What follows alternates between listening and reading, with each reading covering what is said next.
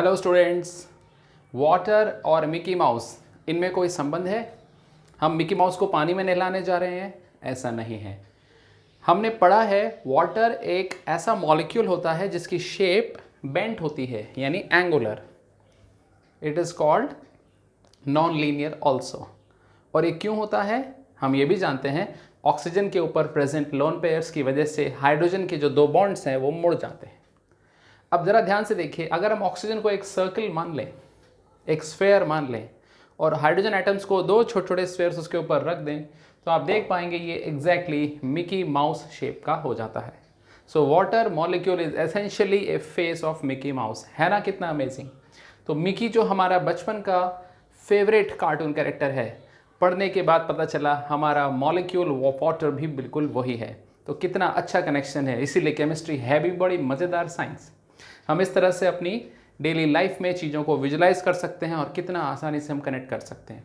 अब थोड़ी पढ़ाई की बात कर लें, तो मिकी माउस और ये तो सेम हो गए, बट वाटर का ये मॉलिक्यूल का शेप कैसे आया, उसके लिए हमें ऑक्सीजन के इलेक्ट्रॉनिक कॉन्फ़िगरेशन पे चलना होगा। हम ये जानते हैं ऑक्सीजन में 6 इलेक्ट्रॉन्स वैलेंस शेल में होते हैं। टोटल उसमें 8 इलेक्ट्रॉन्स होते हैं, लेकिन वैलेंस शेल में 6 इलेक्ट्रॉन्स होते हैं। तो कॉन्फ़िगरेशन ऑफ वैलेंस हुआ 2s2 2p4।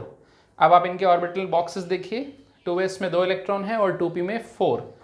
तो एक पेयर बन गया और 2 अनपेयर्ड। यही 2 अनपेयर्ड इलेक्ट्रॉन ऑक्सीजन एटम के हैं जो वो अपने बॉन्ड्स में यूज़ करेगा। और हाइड्रोजन के पास एक ही ऑर्बिटल है 1s, और उसमें भी एक ही इलेक्ट्रॉन है 1।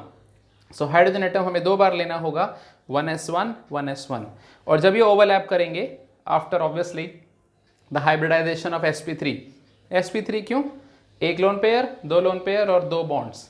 तो ऑक्सीजन का टोटल स्टेरिक नंबर यहाँ 4 हो गया, हाइब्रिडाइजेशन sp3 हो गया, और हाइब्रिडाइजेशन के बाद 2 हाइब्रिड ऑर्बिटल से हाइड्रोजन के 1s ऑर्बिटल ओवरलैप कर गए।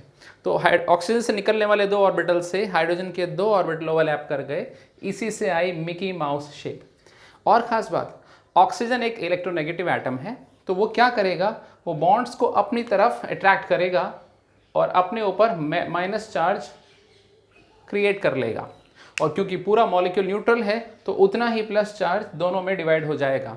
यानी वाटर मॉलिक्यूल क्या हो गया, it is called polar.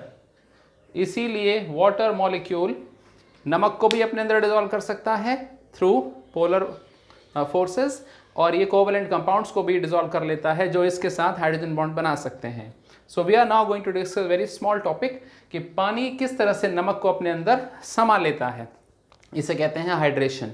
Hydration यानी किसी ने पानी को धारण कर लिया, अपने ऊपर एक्वायर कर लिया। तो नमक के आयंस किस तरह से पानी को अपने ऊपर आकर्षित करके पूरी तरह से घुलने पर विवश हो जाते हैं। सो नमक फाइनली क्या होता है, कैटायन एनायन का combination, that's called ionic solid.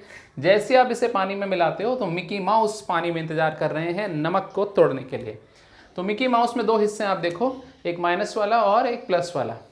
तो आप समझ सकते हैं कैटायन को वो हिस्सा अट्रैक्ट करेगा जो माइनस चार्ज है।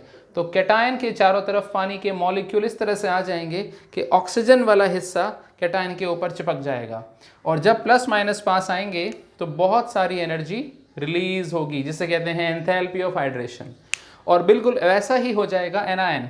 एनायन माइनस चार्ज का होता है, तो वाटर मॉलिक्यूल के जो प्लस वाले हिस्से हैं वो एनायन को पकड़ लेंगे। यानी मिकी माउस एनायन को कान से पकड़ लेगा और कैटायन को मुंह से पकड़ लेगा।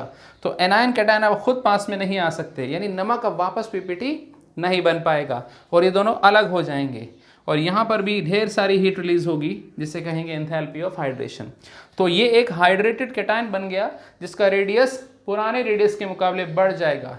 इसीलिए हाइड्रेशन के बाद आयन की कंडक्टिविटी पे बहुत असर पड़ता है, उसका चलना मुश्किल हो जाता है, और एनायन भी हाइड्रेट होने के बाद बड़ा रूप ले लेता है। So this the story of hydrated ions.